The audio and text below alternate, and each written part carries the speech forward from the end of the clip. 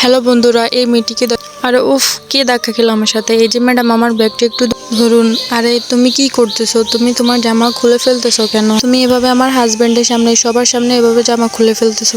আরে ম্যাডাম, আমার ব্যাগটা দেন তো। আমার ব্যাগের ভিতরে আমার ফ্রেন্ড আছে, আমি এটা পরে নি। আমার খুবই তাড়া আছে, এই জন্য আমি তাড়াতাড়ি করে রাস্তায় পরে নিতেছি। আপনি শুধু আমার ব্যাগটা একটু হাতে রাখেন, আমি এক্ষুনি আমার জামা কাপড়গুলো পরে নিতেছি। আপু, কি করতেছো তুমি? তুমি বাসা থেকে এভাবে পরে আসতে পারোনি? তুমি এভাবে রাস্তায় এসে পড়তেছো কেন?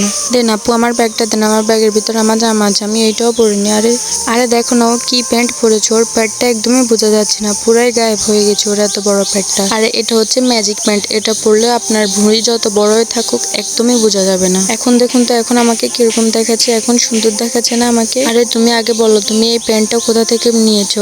আমারও এটা দরকার, কারণ আমারও পেটটা অনেক বড়। এই কারণে যাই পরি না কেন আমাকে সুন্দর দেখ না। আরে আমার জামাটা তো এই পাশ দিয়েছি, আর আমি তো খেয়ালই করিনি। অসুবিধা নেই আপু, আমার ব্যাগের ভিতরে আরেকটা জামা আছে, তুমি এইটা পরে নাও।